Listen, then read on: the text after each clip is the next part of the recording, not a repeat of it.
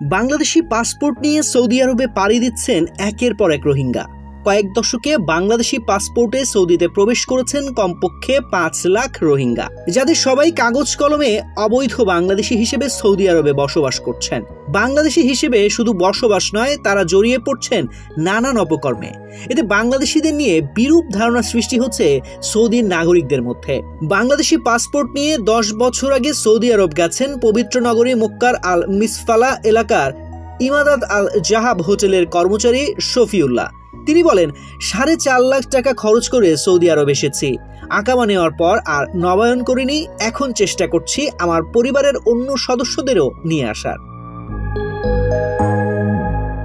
জানা যায়, ৯০-এর দশকে বেশ কিছু রোহিঙ্গাকে শরণার্থী হিসেবে নেয় সৌদি সরকার। তারা শরণার্থী মর্যাদা এবং সুযোগ সুবিধা পাচ্ছেন সৌদি সরকারের পক্ষ থেকে।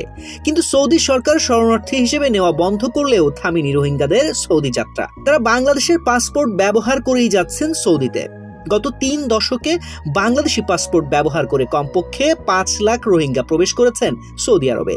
এসব রোহিঙ্গার সিংহভাগই অবৈধভাবে অবস্থান করছেন মক্কা এবং মদিনার বিভিন্ন এলাকায়।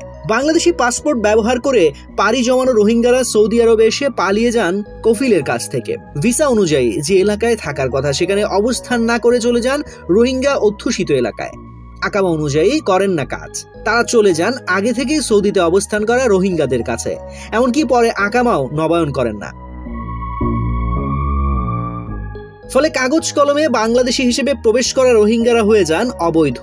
বাংলাদেশি পাসপোর্ট ব্যবহার করে সৌদিতে যাওয়া রোহিঙ্গারা জড়িয়ে পড়ছেন নানা অপরাধে। ফলে রোহিঙ্গাদের কারণে বাংলাদেশিদের বিষয়ে বিরূপ ধারণা সৃষ্টি হচ্ছে সৌদি আরবে। এতে বিপাকে পড়ছেন প্রকৃত বাংলাদেশিরা।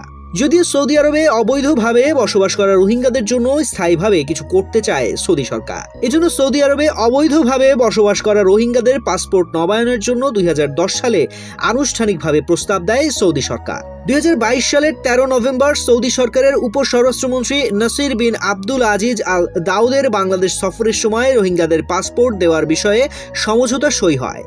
২০২৪ সালের ১২ মে সৌদি আরবের উপস্বরাষ্ট্রমন্ত্রী ডক্টর নাসের বিন আব্দুল আজিজ আল দাউদের নেতৃত্বাধীন একটি উচ্চ পর্যায়ের প্রতিনিধি দল ঢাকা সফর করে। সে সময় রোহিঙ্গাদের পাসপোর্ট নবায়নে আবারও তাগিদ দেয় সৌদি সরকার। সৌদি সরকারের সঙ্গে সমঝোতা অনুযায়ী দুই দেশের মধ্যে যৌথ ওয়ার্কিং গ্রুপ গঠিত হয়। চলতি বছরের জুনের মধ্যেই সৌদিতে থাকা ৬৯,০০০ রোহিঙ্গাকে দেওয়া হচ্ছে বিশেষ ক্যাটাগরির এমআরপি পাসপোর্ট। এরই মধ্যে সৌদি কর্তৃপক্ষের কাছ থেকে ২৫,৬১৫ জনের একটি তালিকাও পাওয়া গেছে।